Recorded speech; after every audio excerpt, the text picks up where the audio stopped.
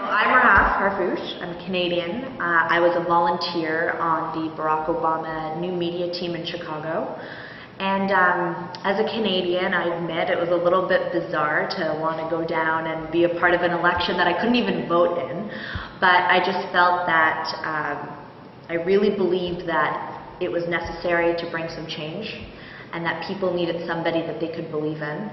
And in my heart, I just had this feeling that if, John McCain won, then the world would start going in a direction that I don't know if we could have recovered from in terms of building relationships with people in the world and stances towards environment sustainability and women's rights and all sorts of things. And so I really believed that Barack Obama was the better choice. And I was so incredibly lucky to have the opportunity to work with such talented people like Chris Hughes and Joe Rossberg, and they were the real architects behind the campaign. And I just, was a little volunteer that wanted to go and help and do my little part to make the world a bit of a better place. Yeah, so how this whole thing came about is that I was working as a researcher on a book with Don Tapscott called Grown Up Digital. And the whole book is about young people using technologies to change the world. And so my responsibility was to research the political chapter. So looking at, people who are, students who are using Facebook to organize protests or using Twitter to let people know about things that were happening, using video uploading services to sort of capture protests in places where you weren't supposed to get media out. And part of that research brought me to the campaign. And I was fascinated by what they were doing. It was a story of a guy who was eloquent and an underdog and who didn't have a chance of winning, who was up against Hillary Clinton. And so when I got a chance to interview Chris, I just begged him. I said, please let me come and just watch and learn. And so he was so kind. He said yes. So I went down, and then being just a writer for years, sort of just journaling, I just wrote everything down, everything that happened every day. I took pictures, I took videos, and when I came back, I was reading through some of my notes, and I just realized, there's some really interesting lessons that I could apply to my work as a new media strategist for businesses and for governments and for charities and NGOs, and how you can take some of these things and actually apply them in a wide variety of cases. And so then someone said, you should write a book, and at first I said, no. And then, they said, you have everything, you're halfway there already, just put it together. So I wrote it, and I put, my pictures, my stories, I interviewed members of my team in it, my impressions, and I just looked at the different parts of the technology and how it sort of was used from a bigger strategic perspective to help him become the President of the United States. Well, I think a couple of things happened. One, I think that as a Canadian, as somebody who went down just as an observer, we're very different culturally, I think. And I had always assumed wrongly that young people just didn't care at all. That whatever, they don't care, they're just doing their own thing. And what I found was the opposite, is that young people are so passionate about making positive changes in the world that the problem is that, one, the existing systems we have in place aren't very transparent, so it's very hard for young people to even know what's going on. And two, it's very hard for them to know how the best way that they could help is. So what the campaign did really, brilliantly, was that it, one, opened up the process through, emails and text messages, and it let people know what was going on.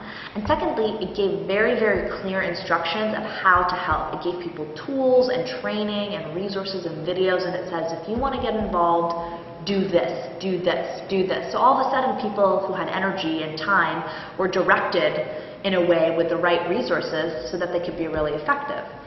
And the second thing I think that was a really big thing is that it was a mix of a lot of different factors. I think the United States has had a very rough last 2 years. Economic crisis, people losing their homes, people losing their jobs, people not affording health care. And unfortunately, a lot of people were feeling the impacts of this personally. Usually, I don't know about you, but usually you hear something on the news and it's not you, it's something that's happening somewhere else. And all of a sudden, stuff was happening in neighborhoods across the country. with really negative impacts. So I think it hit very close to home. So people felt that they could use these technologies as a way to get around some of these systems and to actually start talking to each other and to politicians and saying, listen, we're ready to work and we want to make the world a bit better. I think just the process of opening it up to dialogue is a really big step, because before it was like you voted and then they're like, thanks, see you in 4 years, and then what were you supposed to do? You had a very limited number of ways to have your opinion heard. You could write a letter to your representative, but whatever happened, if you wrote it was very hard to see action. And what I would love to see is people being mobilized around actual action items, around plans, around steps that everyone can take on whatever issue they care about to make the world a bit of a better place, So I'm hoping what we're starting to see from the new government is a new age where governing isn't so much of a distance between the people as much of a conversation. And I think that with information happening or evolving as rapidly as it is, I think it's very unrealistic to think that you're going to have all the expertise you have inside the walls of a government. I think, and for companies too, same thing. I think you have to look outside to the public and find those people that are experts in their field who want to help. So there's people who have the information that you want, who want to help, who just don't know how. And I'm hoping that they can use experts on everything from clean technology to women's health to education to healthcare to everything. There's people out there whose whole lives are studying it. So I would like to see these types of technologies used to bring some of that knowledge in so that everybody can benefit from it. I think it just has to be made a priority. I mean, I don't know the actual how, but I think that technology, in my opinion, is as essential as electricity or clean water in our day and age. I mean, it's information. Information is power. Information is access to a better life. I mean, I believe that so many of the world's problems can be solved by education. So just having people have access to that type of information is essential.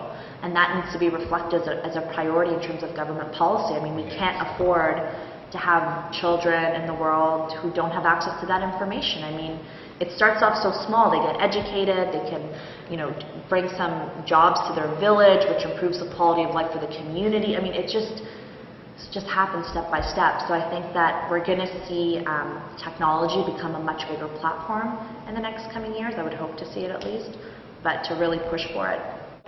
I think the digital cultures are different. I think I noticed some differences between North America and Europe. I think that people in North America, and this is just my very unbiased, just my observation, people in North America are much more comfortable putting much more information online. They put everything online, everything.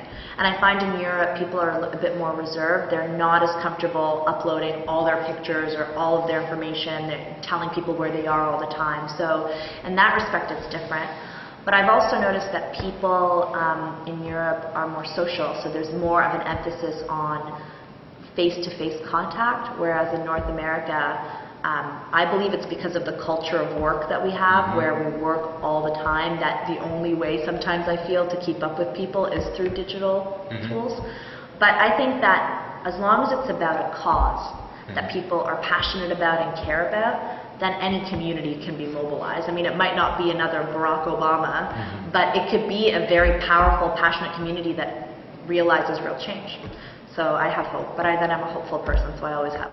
So this is my book. It's called Yes We Did, and it just talks about how social media was used in the campaign, and it even has a couple of insiders pieces about what it was like on the campaign trail, working, seeing, living that experience, and it comes out as of June 4th, which is tomorrow. So if you pick it up, you should drop me a line and let me know how you like it.